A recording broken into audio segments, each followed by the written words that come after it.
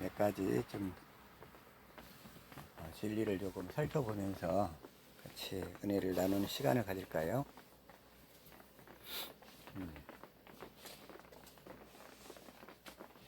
저기 며칠 전에 광주에 있는 어떤 그 목사님하고 이렇게 통화를 하게 됐는데, 그분이 조금 약간 천국복음을 이제 접한 지가 한 3년째, 지금 3년째. 그러니까 아직은 이 천재모델하고 얘기해서 좀 시원하게 풀리지 않는 몇 가지 문제를 이렇게 질문을 하더라고요. 그래가지고는 이제 방언에 대해서 첫 번째 문제 물어보대요. 방언.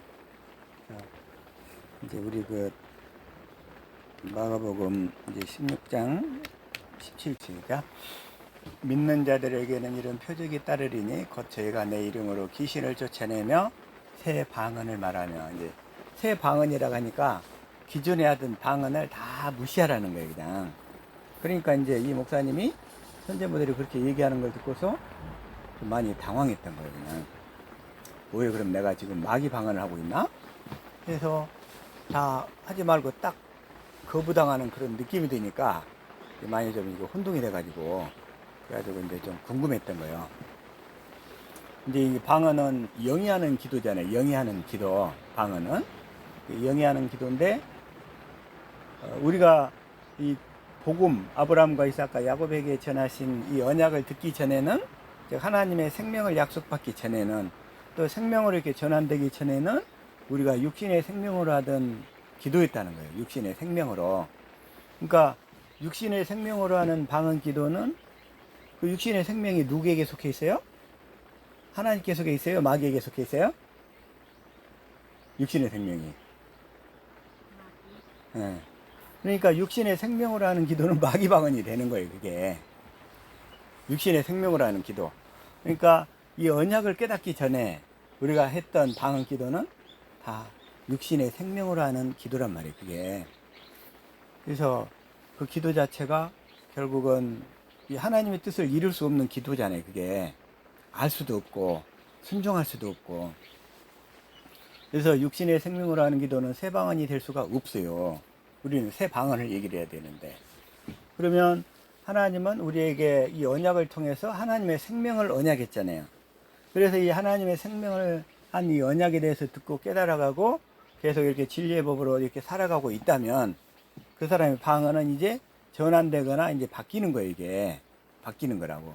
그래서 그건 이제 새 방언이 되는 거예요. 그래서 우리가 하나님의 생명에 대한 약속을 들었고 그 약속을 이루어 달라고 기도하고 있다면, 그 사람의 영위하는 기도는 이제 새 방언이 되는 거예요. 새 방언. 그래서 그 방언에 대한 그래서 이렇게 좀 다 혼돈 가운데 있어서 그 부분을 이렇게 얘기를 하고, 그다음에 또 하나 이제 질문하는 게 뭐였냐면, 왜 이렇게 구원을 받는 사람이 적냐는 거예요. 왜 이렇게 구원을 받는 사람이 적냐? 그러면 자기는 이 말씀이 너무나 좋은데 자기 주변의 사람들한테 얘기하면 다 거부당하고, 응? 이 말씀을 얘기하면 또 이게 대화도 잘 안 되고, 그리고 왜 이렇게 천국 복음을 사모하는 자가 적냐는 거예요. 왜? 그러니까 우리가 잘 아는 누가복음 이제 13장 22절부터 보면, 자 시작. 예수께서 각성 각촌으로 다니사 가르치시며 예루살렘으로 여행하시더니, 23절. 주여 구원을 얻는 자가 적죠. 이걸 현대인 성경으로 뭐라고 해볼까요? 자 시작. 어떤 사람이 예수님께 주님 구원받는 사람이 적습니까? 하고 묻자 예수님이 이렇게 말씀. 그러니까 구원받는 사람이 적다는 거지 이제. 그래서 이제 좁은 문으로 들어가는 거죠. 들어가라. 자 시작.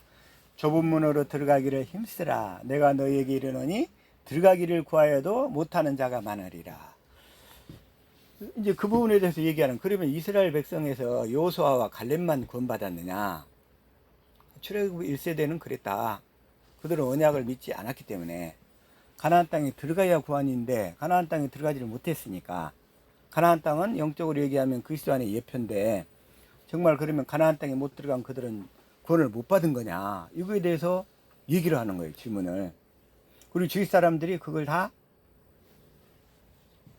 거기에 대해서 거부감을 다 갖고 있다는 거지. 이렇게 구원받는 자가 적느냐. 어? 그래서 자 다시 한번 자 유다서 1장 5절 한번 볼까요? 자 시작. 내가 너희로 다시 생각나게 하고자 하노라. 주께서 백성을 애굽에서 구원하여 내시고 후에 믿지 아니하는 자들을 멸하셨으며 그러잖아요. 그러니까 출애굽 1세대들 중에서 애굽에서 빠져나왔어. 근데 광야 과정 가운데 가나안 땅 정탐을 시키니까 정탐 보고 결과를 듣고 거기서 다 낙담에 빠져가지고 모세를 대적하다가 그들은 다 광야 1세대에서 다 죽는단 말이에요. 광야에서 가나안 땅에 못 들어가고. 그 얘기는 뭐냐면 가나안 땅에 대한 아무리 약속을 받았어도 그 약속을 끝까지 붙들지 아니하면 자꾸 환경의 변화에 따라 이렇게 치우쳐버리면 그럼 그 사람은 구원을 못 받는다는 거야. 우리가 새 언약에 대한 약속을 받았어도 분명히 받았어요. 새 언약에 대한 약속을. 그러나 환경에 따라서 환경이 좋을 때는 헤헤헤 그리다가 환경이 악화됐어. 그러면 이 낙담하거나 절망하면서 내가 괜히 새 언약 믿었다고 이렇게 주장하는 사람들이 많아요. 그게 그런 사람들은 뭐냐면 환경에 의존한 믿음인 거예요. 환경에 의존한 믿음. 즉 가나안 땅 환경을 보니까 오와 거기에는 안악 자손이 있고 자기들이 도저히 정복할 수 없는 그런 거대한 사람, 기골이 장대한 사람들이었다는 거예요. 환경이 아무리 크다 할지라도 하나님 우리는 약속하신 그 약속을 믿고 그 믿음으로 가야 되는데 그 약속은 버려버리고 환경에 따라서 거기는 거대한 안악 자손이 있으니까 우리는 메뚜기와 같다 해가지고 그 메뚜기 증후군에 짓눌려 가지고 결국은 다 다시 애굽으로 돌아가겠다고 대들잖아요. 그러니까 그들은 자 여기서 백성을 애굽에서 구원하여 내시고 애굽에서 구원하여 냈다는 얘기는 뭐냐면 몸은 빠져나온 거죠. 몸은 육신은 구원받았어. 다시 말하면 예수 믿는다고 해가지고 질병 치료도 받고 문제도 해결받고 그 다음에 여러 가지 상황에서 구원은 받았어. 그러나 아직 영혼은 구원받은 상태가 아니란 말이야. 왜? 영혼은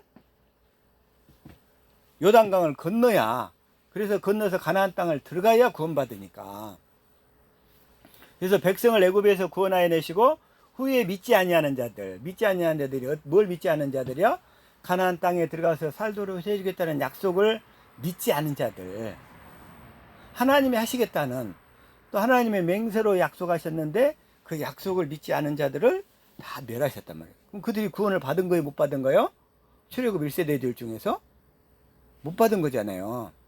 그래서 이제 이걸 그래서 너희가 본래 범사를 알았으나 내가 너희로 다시 생각나게 하고자 하노라. 그러니까 우리가 이 아무리 언약을 딱 받았어.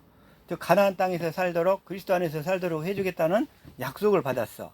그런데 이게 이 약속이 이루어지는 게 좀 지체되고 대대되는 것 같고 환경에서 여러 가지 문제가 쌓이니까 그 환경에 짓눌려 버리는 사람들이 오늘날 상상외로 너무나 많다는 거야 이게. 그 실제로. 그래서 이 광야 사건을 이스라엘 백성을 통해서 이 광야 사건을 통해서 보면 우리가 오늘날 이 새 언약에 대한 약속을 받고 믿음으로 가는 사람들, 그들을 우리가 보게 되는 거예요. 보게 되는 거. 그래서 새 언약 천국에 대한 아무리 약속을 했지만 그걸 믿지 않는다면, 자 마태복음 13장 58절 자 시작. 거기서 많은 능력을 행치 아니하시니라. 믿지 않으면 새 언약의 약속을 아무리 받았어도 그걸 믿지 않으면 예수님도 어쩔 수가 없다는 거야. 왜? 하나님 우리를 그 믿음의 법으로 구원하기로 하시잖아요. 믿음의 법으로. 분명히 믿음의 법으로 구원하기로 약속을 하셨는데, 자, 다시 한번 로마서 3장 27절 시작. 그런즉 자랑할 때가 어디뇨? 있을 수가 없느니라. 무슨 법으로냐? 행위로냐? 아니라 오직 믿음의 법으로니라. 그러니까 믿음의 법으로. 그래서 28절 그러므로 사람이 의롭다 하심을 얻는 것은 율법의 행위 있지 않고 믿음으로 되는 줄. 그러니까 하나님이 약속하신 것은 하나님이 이루신다는 거죠. 하나님이 약속하시는 것은 하나님만 이루시는 거예요. 근데 이걸 안 믿어버리네. 안 믿어버리면 예수님도 어쩔 수가 없다는 거야. 환경이 어려워졌다고 안 믿어버리면 예수님도 어쩔 수가 없어요, 그거에. 이게 아주 중요한 포인트죠. 몇 가지 종류 이렇게 나뉘잖아요. 약속을 했는데 자기의 감정 기분에 따라서 이렇게 흔들리는 사람이 있고, 또 하나는 그 사람의 그 환경에 따라서 흔들리는 사람이 있고, 예? 그 다음에 또 한 사람은 그 하나님의 뜻을 붙들고 믿음으로 가는 사람이 있어요. 우리는 하나님의 뜻만 붙들고 이렇게 믿음으로 가야 될 줄로 믿습니다. 예. 감정이나 기분에 따라 흔들리면 안 된단 말이에요. 어떤 사람, 감정적인 성향이 강한 사람은 촐랑촐랑 돼가지고 기분이 좋을 때 우울증, 조울증이 있죠. 예. 그런 성격의 사람들이 있어. 이랬다 잘했다 막 이렇게 감정에 이렇게 쉽게 흔들리는 사람.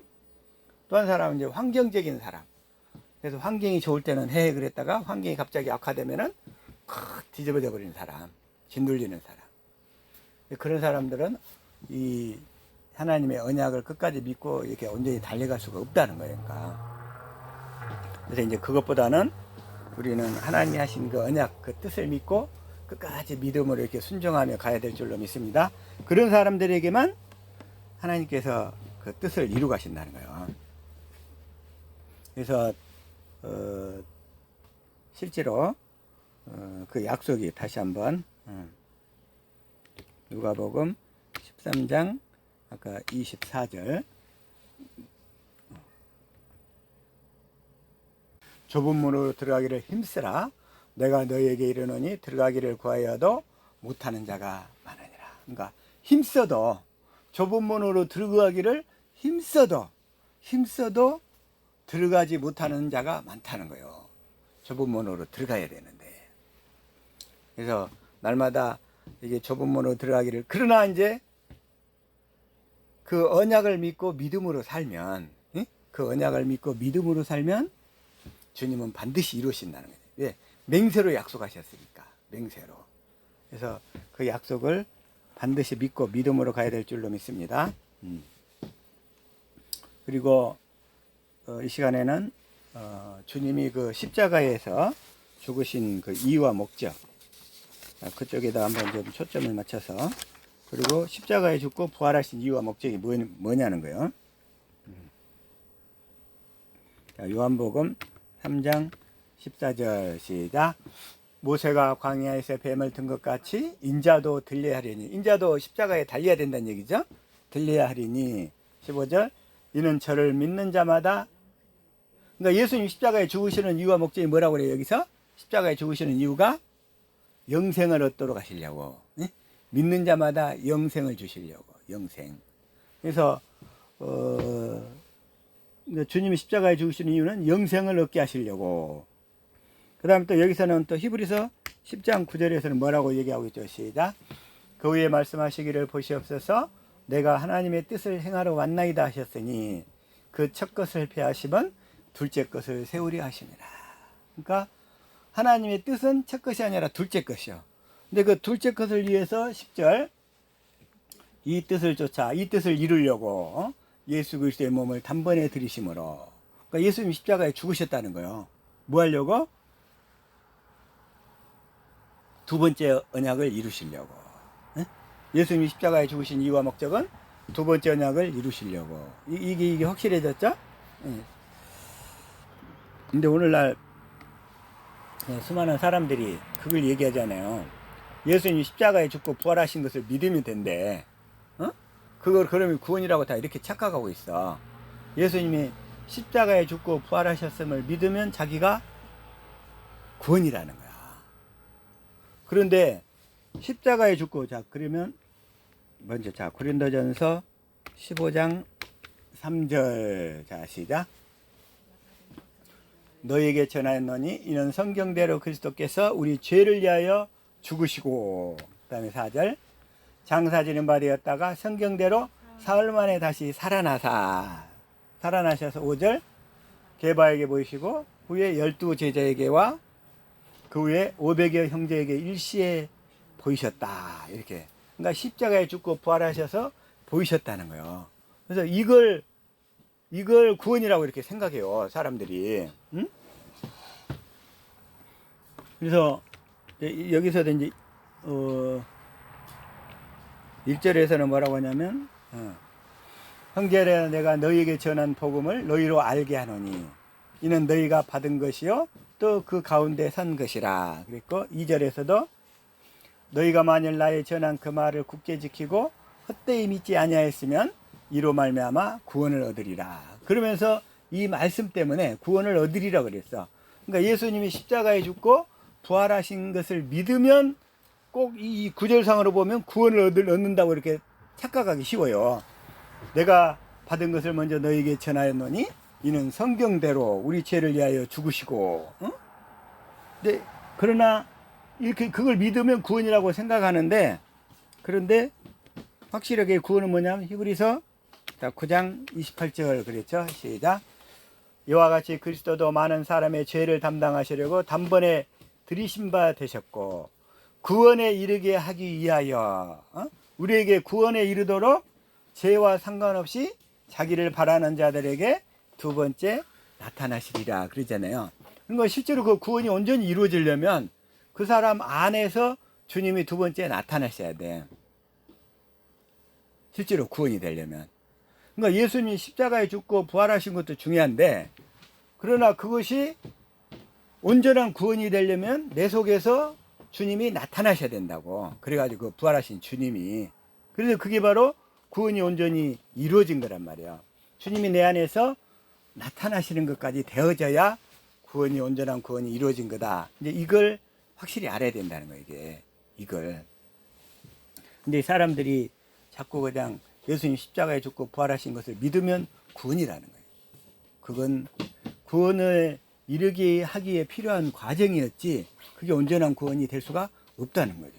반드시 구원에 이르도록 두 번째 나에게 나타나셔야 내가 구원을 받지. 주님이 말씀하시고로 나타나야. 그 다음에 다시 한번 데살로니가전서 5장 10절 5장 10절에서는 주님이 뭐라고 왜 죽으셨다고 얘기하죠. 시작. 예수께서 우리를 위하여 죽으사 우리로 하여금 깨든지 자든지 자기와 함께 살게 하시려고. 그러니까 주님이 십자가에 죽으신 것은 우리와 함께 사는 것. 네? 우리와 함께 사는 게 임마누엘이잖아요. 응? 임마누엘. 이게 마태복음 1장 23절 시작. 보라 처녀가 잉태하여 아들을 낳을 것이요 그 이름은 임마누엘이라 하리라 하셨으니 이를 번역한즉 하나님이 우리와 함께 계시다. 그러니까 우리와 함께 살려고 하나님이 우리와 함께 살려고 주님이 우리를 위해서 죽으셨다는 거예요. 어떻게 해서 함께 살아요? 우리에게 그 언약을 이루어 주심으로 주님이 말씀하심으로 나타나셔야 내 안에서 이렇게 나타나셔야 그 뒤로부터 주님이 우리와 이렇게 함께 살아서 주님의 온전한 구원을 이루고 산다는 거죠. 그래서 그러면 이제 이번에 주님이 부활하신 이유와 목적이 뭐냐예요. 또 다시금 주님이 십자가에 죽으신 것도 함께 살려고, 함께 살려고, 또 영생을 주시려고 다 그런 거였는데, 자 그럼 이번에 이제 주님이 부활하신 이유와 목적을 보자는 거예요. 자, 사도행전 13장 32절 자 시작. 우리도 조상들에게 주신 약속을 너희에게 전파하노니. 그러니까 조상들에게 주신 약속. 그게 뭐냐면 33절 곧 하나님의 예수를 일으키사 우리 자녀들에게 이 약속을 이루게 하시려고. 예수를 부활시킨 목적이 뭐야? 우리들에게 예수를 일으키사 그랬잖아요. 예수님을 죽은 자 가운데서 불러 일으키신 목적이 뭐냐? 우리를 이 약속을 이루어 주시려고. 그 약속이 뭐예요? 첫 것은 피했으니까 둘째 것만 남았잖아요. 그 두 번째 약속을 이루어 주시려고. 두 번째 약속이 뭐예요? 신명기 30장 6절이라고 그랬죠? 우리는 이제 너무나 잘 안다는 거예요. 자, 시작. 내 하나님 여호와께서 내 마음과 내 자손의 마음에 할례를 베푸사 너로 마음을 다하며 성품을 다하여 내 하나님 여호와를 사랑하게 해서 사랑하도록 해서 우리가 진리의 법으로 살 때 진리의 성령이 우리를 진리의 성경 가운데로 이끌고 가서 십자가에서 나를 위해 달려 죽으신 주님의 사랑을 깨닫게 함으로 우리를 여호와 그 예수님을 여호와 하나님이 누구냐면 예수님이에요. 예수님을 사랑하게 해서 그 다음에 생명을 얻게 하신다는 거예요. 오늘날 예수님을 사랑한다는 사람은 되게 많아요. 그렇죠? 오늘날 예수님을 사랑한다는 사람은 되게 많은데 자기 사랑은 필요 없어요. 자기가 사랑하는 것은 예수님 안 쳐져. 하나님의 사랑이 그 사람에게서 흘러나오느냐 이거예요. 하나님의 사랑이. 오늘날 하나님과 예수님을 사랑한다는 사람은 되게 많은데 자기가 사랑하는 것은 소용이 없어. 하나님이 우리를 얼마나 사랑하셨는가 그 사랑이 흘러나와야 된다는 얘기예요. 그 사랑이. 아가페 사랑이. 그래서 그 사랑이 흘러나와야 될 줄로 믿습니다. 사랑하게 하사. 하나님이 우리를 얼마나 사랑하셨는가. 이 사랑이 깨달아져서 그 사랑이 흘러나와야지 내가 하나님을 얼마나 사랑한다? 그건 자기 사랑이에요. 자기 사랑. 근데 그런 사랑은 하나님 앞에 하나님이 받으실 수 없는 사랑이야. 물론 이제 그 사랑이라도 있어야 그 약속을 붙들고 믿음으로 주님을 쫓을 수는 있어요. 그래서 그 사랑을 인쳐가지고 성령으로 그 주님의 사랑을 깨닫게 해서 그 사랑이 흘러나오게 하는 동기 원인은 될 수 있죠. 사랑하게 하사. 그래서 생명을 얻게 하실 것이며 그 다음에 11절 이 명령 내게 어려운 것도 아니고 하늘에 있는 것도 아니고 바다 밖에 있는 것도 아니고 말씀이 내게 심히 가까워서 내 입에 있고 내 마음에 있은즉 우리 마음에서 말씀하시겠다는 거예요. 진리의 말씀으로 말씀하시겠다는 거예요. 그리스도의 마음으로 말씀하시겠다는 거예요. 그래서 예수 이름으로 살도록 해주시겠다는 거예요. 이게 바로 두 번째 언약의 핵심이잖아요. 생명을 줘서. 그러니까 하나님의 생명을 언약한 언약은 이 두 번째 언약이라는 거 이거밖에 없다는 거. 그래서 이걸 좀 더 확실히 알고 그래서 이 조상들에게 주신 약속 그래서 자 다시 한번 사도행전 13장 32절 우리도 조상들에게 주신 약속을 너희에게 전파하노니 그러니까 사도 바울이 1차 전도 여행 살라미와 이 구브로 섬을 지나서 터키의 지금 그 비시디아 안디옥 지역에 이르러서 거기서 지금 복음을 전하고 있는 거예요. 바로 그때 복음을 전할 때 이 조상들에게 주신 약속을 복음으로 전하고 있다는 거예요. 복음을 이 약속을 전파하니 하나님 예수를 일으키사 우리 자녀들에게 이 약속을 이루어 주셨다. 근데 주님이 부활하신 목적은 우리에게 이 약속을 이루어 주시려고 결국은 이 약속을 이루어요. 그래서 약속을 반드시 알아야 된다. 이제 그런 얘기죠. 그래서 이제 이 약속을 전했는데도 약속을 안 믿으면 이제 어떻게 되느냐. 그리고 약속을 믿으면 또 어떤 일이 일어나느냐. 그러면 34절 하나님께서 죽은 자들 가운데서 저를 일으키사 다시 썩음을 당하지 않게 하실 것을 가르쳐 가라사대 다윗의 거룩하고 미쁜 은사를 너희에게 주리라. 다윗의 거룩하고 미쁜 은사 이게 뭐예요? 다윗의 거룩하고 미쁜 은사 이게 나와 있죠. 그럼 여기는 이사야 55장 3절 자 읽읍시다. 시작. 너희는 귀를 기울이고 내게 나와 들으라. 그리하면 너희 영혼이 살리라.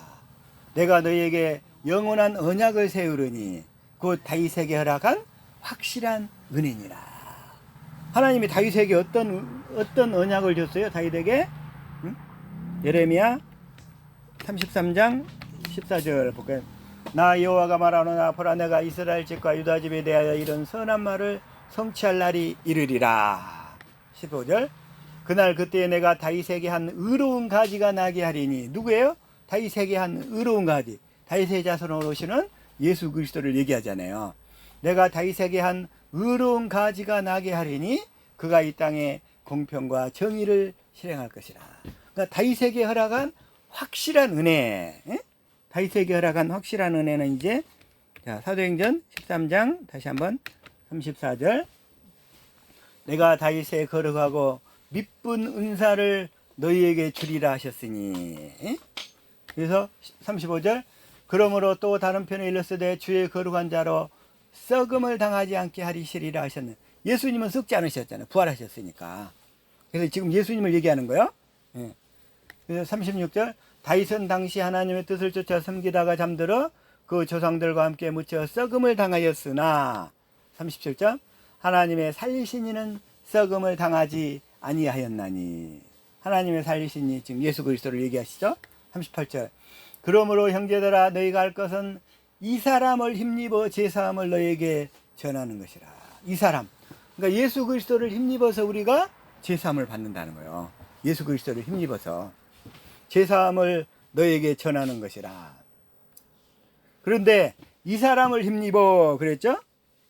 그런데 또 사도행전 10장 43절에서는 어떻게 되어 있냐면, 자 시작. 저에 대하여 모든 선지자도 증거하되 저를 믿는 사람들이 다 그 이름을 힘입어 제사함을 받는다는 거예요. 다시 말하면 그의 이름이 예수 이름이잖아요. 예수 이름. 예수 이름을 힘입어 제사함. 예수 이름이 말하자면 예수님이란 얘기예요. 그러니까 그의 이름을 힘입어 제사함을 받는다 하였느니라.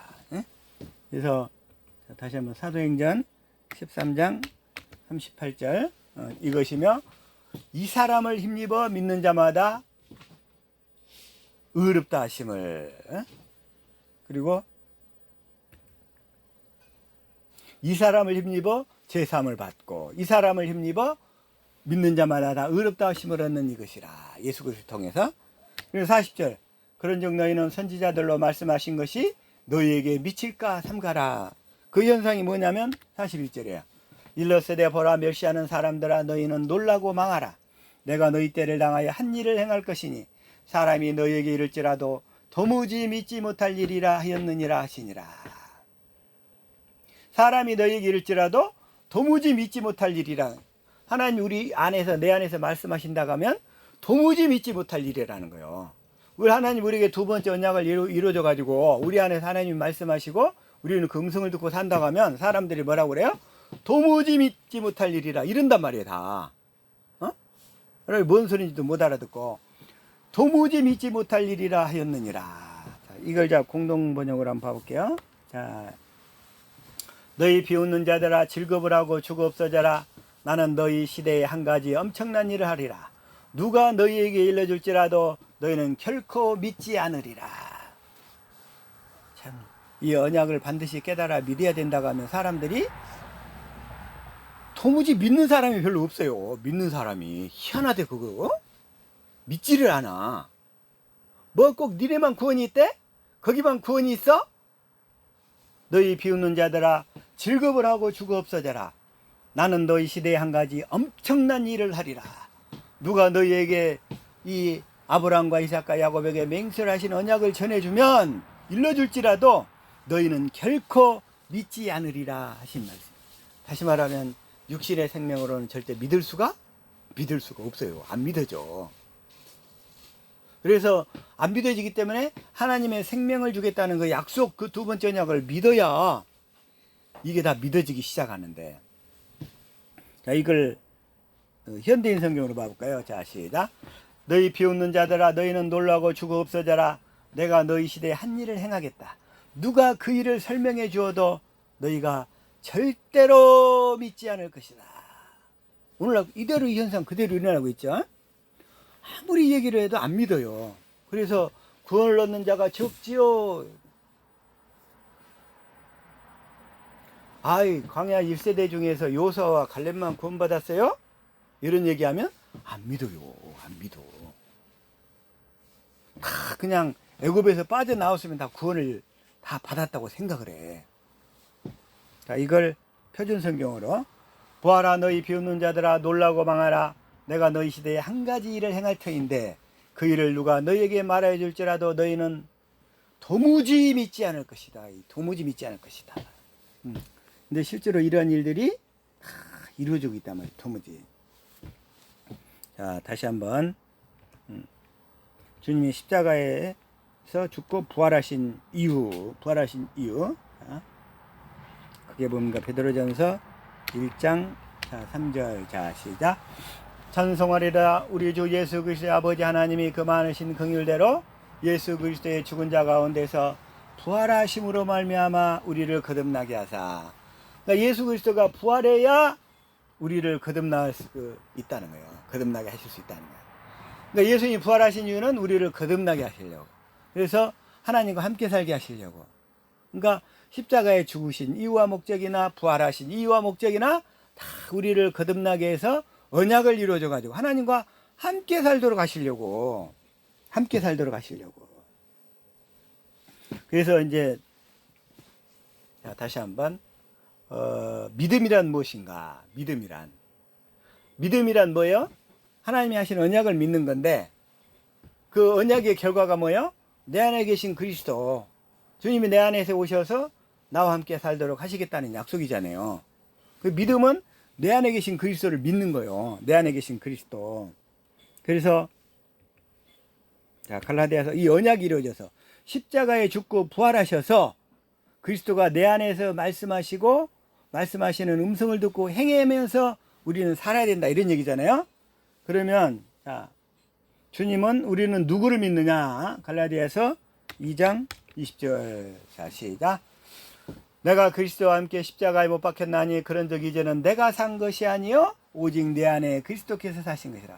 내 안에 그리스도께서 사신다는 거예요. 그래서 성령님은 내 안에 계신 그리스도를 증거하셔. 내 안에 계신 그리스도, 내 안에 계신 그리스도를 만나서 내 안에 계신 그리스도 안에서 살아야 될 줄로 믿습니다. 그래서 여기서도 오직 내 안에 그리스도께서 사시는 것이라. 그래서 예수님이 보내신 성령님은 내 안에 계신 그리스도를 증거하는 역할을 하시는 거죠. 내 안에 계신 그리스도를 증거하시는 거예요. 내 안에 계신 그리스도. 자, 다시 한번 골로새서 1장 27절 시작. 하나님이 그들로 하여금 이 비밀의 영광이 이방인 가운데 어떻게 풍성한 것을 알게 하려 하심이니 이 비밀은 너희 안에 계신 그리스도. 그러니까 성령님은 내 안에 계신 그리스도를 알게 하시고, 그래서 내 안에 계신 그리스도를 믿게 하시고, 내 안에 계신 그리스도를 가르쳐서 내 안에 계신 그리스도의 음성을 듣고 살도록 인도하신다는 거예요. 내 안에 계신 그리스도. 그래서 우리는 내 안에 계신 그리스도를 확실히 알아야 돼. 이제 확실히 알아야 돼. 내 안에 계신 그리스도. 그렇죠? 그리고 다시 한번 더 요한복음 14장 16절부터 볼까요? 시작. 내가 아버지께 구하겠으니 그가 또 다른 보혜사를 너희에게 주사 영원토록 너희와 함께 있게 하시리니. 또 다른 보혜사, 또 다른 보혜사라고 그랬어요. 너희에게 주사, 즉 진리의 성령님을 얘기하는데 너희 영원토록 너희와 함께 있게 하시리니. 17절. 저는 진리의 영이라 세상은 능히 저를 받지 못하나니 이는 저를 보지도 못하고 알지도 못함이라. 그러나 너희는 저를 아나니 저는 너희와 함께 거하심이요 또 너희 속에 계시겠습니다. 그 진리의 성령님이 우리 속에 있어가지고 누구를 증거하시냐면 내 안에 계신 그리스도를 증거하는 일을 하신다는 거예요. 그 진리의 성령님이 내 안에 계신 그리스도를. 그래서 18절. 내가 너희를 고와 같이 버려두지 아니하고. 19절. 조금 있으면 세상은 다시 나를 보지 못할 터이로되 너희는 나를 보리니 이는 내가 살았고 너희도 살겠습니다. 그래서 20절.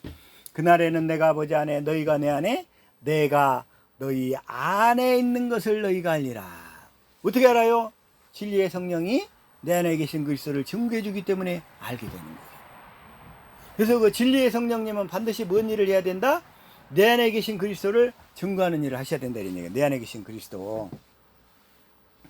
내 안에 계신 그리스도를 또 어떻게 아느냐? 자, 요한일서 4장 13절. 자, 시작.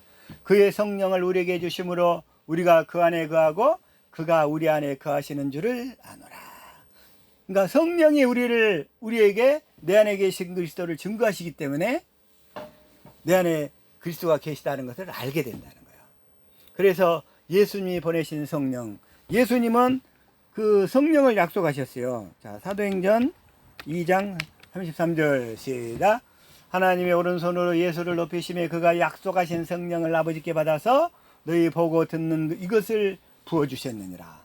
그러니까 예수님이 요한복음 14장 26절이나 15장 26절 또 16장 13절 보면은 보혜사 성령님을 약속하셨어.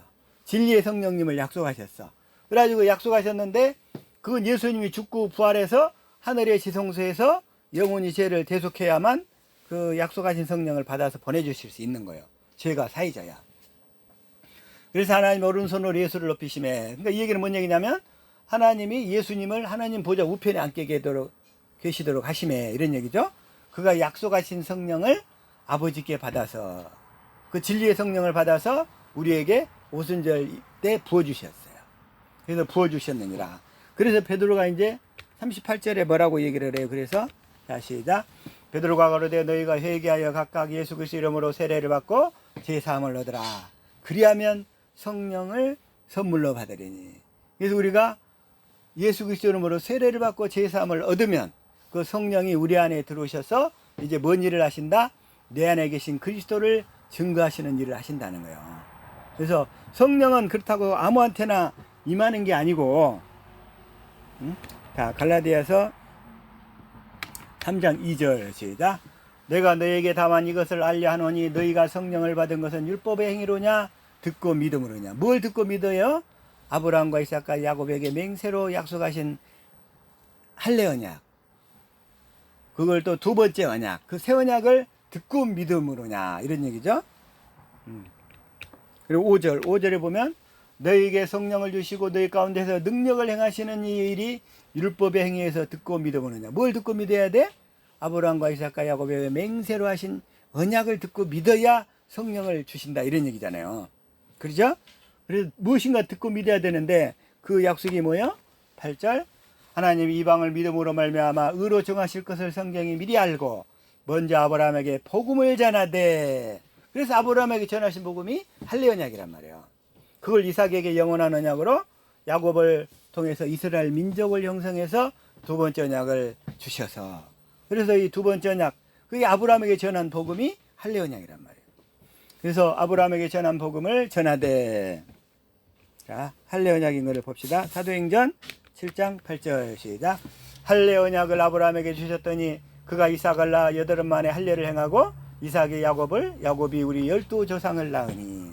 그래서 아브라함에게 전한 복음은 할례 언약이란 말이에요. 자, 갈라디아서 다시 한번 3장 8절.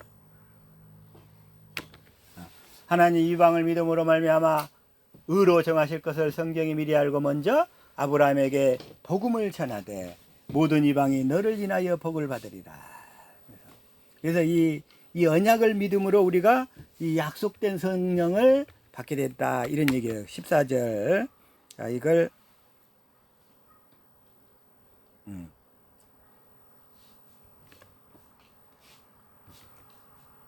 자, 한번 표준 성경으로 시작.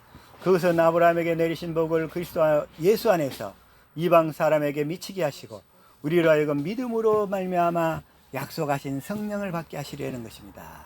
그러니까 아브라함과 이삭과 야곱에게 맹세로 약속하신 이 언약을 깨달아 믿어야 성령을 받게 된다는 거예요. 그래서 그러니까 이 약속도 모르면서 성령을 받았다고 주장하는 사람들은 다 가짜인 거예요. 가짜. 그게 이거 성경이 얘기하고 있어요. 성경이. 그래서 이 약속을 전하지 않고 다른 예수를 전하니까 사도 바울이 그래서 그냥 이렇게 얘기하는 거죠. 갈라디아서 1장 6절부터 그리스도의 은혜로 너희를 부르신 이를 이같이 속히 떠나 다른 복음 쫓는 것을 내가 이상히 여기노라. 금방 다른 복음으로 빠져버려요. 이게 7절. 다른 복음은 없나니 다만 어떤 사람들이 너희를 요란케 하여 그리스도의 복음을 변하려 함이라. 8절. 그러나 우리나 혹 하늘로부터 온 천사라도 우리가 너희에게 전한 이 복음, 아브라함과 이삭과 야곱에게 맹세로 전한 이 할례 언약, 이 복음 외에 다른 복음을 전하면 저주를 받을지어다. 9절. 우리가 전에 말하였거니와 내가 지금 다시 말하노니 만일 누구든지 너희가 받은 것 외에 다른 복음을 전하면 저주를 받을지어다. 이 언약이 그래서 확실하게 깨달아져서 믿어야 성령이 임해가지고 우리의 더러운 육신의 마음을 할례를 시키잖아요. 할례를 시키지 않으면 우리 마음이 더러워서 육신의 마음이 제거가 안 되니까 성령이 오실 수가 없는 거야. 그래서 할례를 시키는 거예요. 할례를. 육신의 마음을. 그래서 성령이 오시려면 먼저 우리 죄가 넘어가야 되고, 그리고 죄가 넘어가야 성령이 오셔서 우리의 육신의 마음을 할례를 시키기 시작하시는 거예요. 할례를. 그래서 하나님이 보내신 성령, 그분은 하나님이 보내신 성령인지 아닌지 어떻게 구분하냐 이거예요. 그 성령이. 그래서 우리는 하나님이 반드시 보내신 성령을 받아야 될 줄로 믿습니다. 이걸 모르니까 이 다른 영이 와가지고서 성령의 행세를 해도 그래서 다 미혹돼 버리는 거예요. 다 미혹돼 버려. 그래서 그 하나님이 보내신 성령, 하나님이 예수 그리스도를 통해서 보내신 성령은 우리의 마음에 할례를 베풀어서 우리 마음을 사랑하도록, 예수님을 사랑하도록 해서 우리에게 하나님의 생명을 줘서 하나님의 생명 안에 있는 모든 것을 누리며 살도록 하시는 분인데, 그 약속을 버려버리도록, 그 약속을 모르니까 성령을 달라고 구해도 성령이 오실 수가 없고 다른 영이 와서 성령 행세를 하는 거예요. 그래서 다 미혹되는 거예요. 그래서 하나님의 성령인지 미혹의 영인지를 구분하는 방법이 뭐냐, 이제 자, 요한일서 4장 1절 이걸 공동 번역으로 볼게요. 자, 시작. 사랑하는 여러분은 자기가 성령을 받았나라고 말하는 사람들을 다 믿지 말고 그들이 성령이라고 주장하는 것이 과연 하나님께로부터 온 것인지 아닌지를 시험해 보십시오. 많은 거짓 예언자가 세상에 나타났기 때문입니다. 많은 거짓 예언자가. 그래서 성령을 받았다고 하는 사람들 다 믿지 말라는 거예요. 그리고 그들이 성령이라고 주장하는 것이 과연 하나님께로부터 온 것인지 아닌지를 시험해 보라는 거예요. 왜? 하나님께로부터 온 성령은 뭘 하시기 때문에 내 안에 오신 그리스도를 증거해서 그리스도를 가르쳐서 그리스도를 알도록 해서 그리스도를 사랑하도록 하시는 거니까. 그래서 그걸 하시는 성령이 그 일을 하느냐 안 하느냐 이걸로 분별하는 거예요.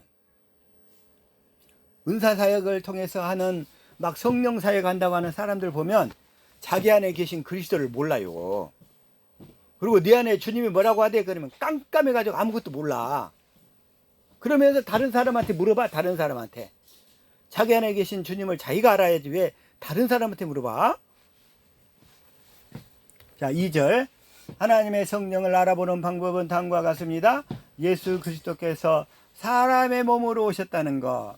이 사람의 몸으로 오셨다는 것은 뭐냐면 in the flesh라고 그랬죠. 이걸 영어 성경으로 보면 in the flesh 그랬어요. 여기요. Jesus Christ has come in the flesh. 이 육체 안으로 오셨다는 거예요. 지저스가. 예수 그리스도가 육체 안으로 오셨다는 거예요. in the flesh. 그래서 육체 안으로 오셨다는 것을 증거해 줘야지. 그걸 가르쳐 줘야지. 그래서 육체 안으로 오셨다는 거, 육체 안으로 오셨다는 것을 시인하는 영, 그게 바로 하나님께 속한 진리의 성령이라는 거예요. 하나님의 영을 알지니 곧 예수 그리스도께서 그냥 예수님이 2000년 전에 육체로 왔다는 것을 증거하면 그건 모슬렘들도 다 알잖아요. 불교도들도 알아. 불교 신자들 예수님이 2000년 전에 왔다는 거. 역사를 통해서 배워가지고. 그러니까 성경을 이렇게 제대로 번역을 못했던 거예요. 이게 번역상에 오류인데 예수 그리스도께서 우리 안에 육체 안으로 오셨다는 거예요.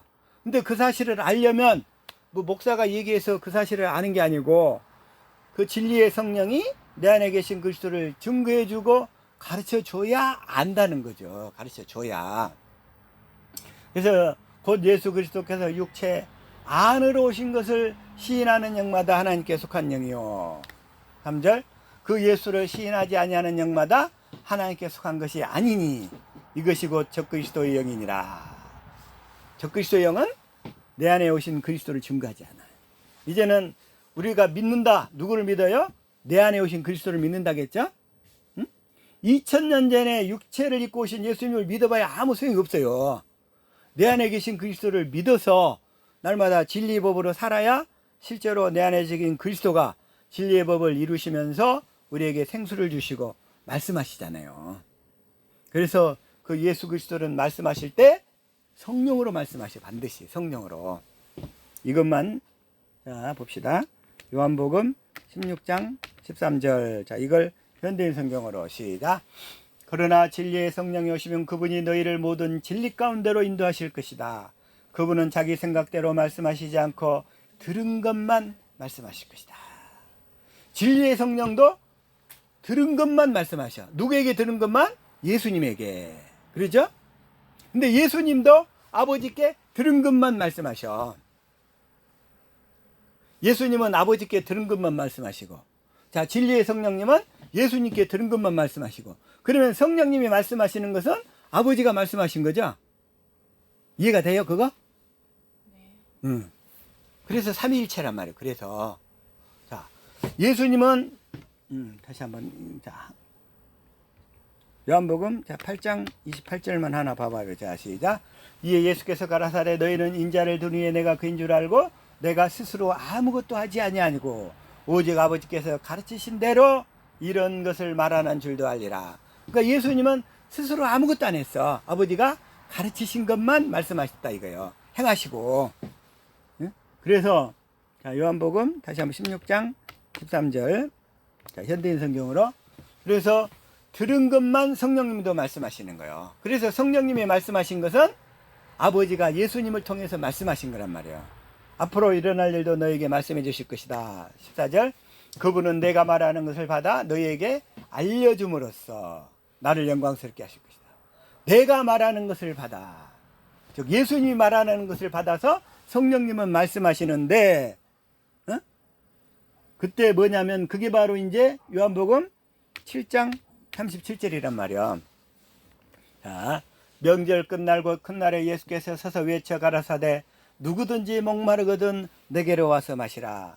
나를 믿는 자는 성경의 이름과 같이 그 배에서 생수의 강이 흘러나리라. 그 배에서 깊은 뱃속 깊은 데서 말씀하신다는 거예요. 39절. 이는 그를 믿는 자에 받을 성령을 가리켜 말씀하신 거라. 성령이 예수님의 말씀을 받아서 우리 안에서 말씀하신다는 거예요. 여기서 성령님은 어떻게? 아버지가 예수님께 말씀하신 것을 다시 예수님이 성령님께 말씀하시니까 성령님이 그걸 받아가지고 우리에게 생수로 말씀하시는 거예요. 생수로. 그래서 그를 믿는 자에 받을 성령, 믿는 자에 받을 성령, 성령을 가리켜 말씀하신 거라. 그래서 진리의 성령님은 우리의 안에서 생수로 말씀하신다. 예수님이 말씀하신 걸 받아서 생수로 말씀하신다. 생수로. 그래서 날마다 우리는 이 생수를 마시고 살아야 될 줄로 믿습니다. 예수님이 생수로 말씀하시는 말씀을 진리의 말씀이라고 그래요. 진리의 말씀으로. 그래서 우리가 그 진리의 말씀을 듣고 태어나는 거예요. 자, 시작. 우리로 한 천 열매가 되게 하시려고 자기의 뜻을 쫓아 진리의 말씀으로 우리를 낳으셨느니라. 진리의 말씀을 그래서 구원의 복음이라고 하죠. 에베소서 1장 13절 시작. 그 안에서 또한 너희도 진리의 말씀 곧 너희의 구원의 복음을 듣고 그 안에서 또한 믿어 약속의 성령으로 인치심을 받았으니. 응? 그래서 진리의 말씀. 또 자, 베드로전서 1장 22절부터 이것만 보고 끝날게요. 25절까지. 자, 너희가 진리를 순종함으로 너희 영혼을 깨끗하게 하여. 진리를 순종해야 우리 영혼이 깨끗게 되어지고 그 다음번에 거짓 없이 형제 사랑하게 된다는 얘기야. 하나님 사랑, 이웃 사랑이 된다는 거예요. 그래서 마음으로 뜨겁게 피치에 사랑하라. 그래서 너희가 거듭난 것이 썩어질 씨로 된 것이 아니요 썩지 아니할 씨, 곧 하나님의 살아있고 항상 있는 말씀, 이 말씀이 진리의 말씀이라는 거예요. 그래서 25절 주의 말씀은 세세토록 있도다 하였으니 너희에게 전한 복음이 곧 이 말씀 진리의 말씀이니라. 다시 말하면 주님이 성령으로 하신 말씀, 성령님은 주님이 하신 말씀을 받아서 우리에게 말씀해 주신다는 거예요.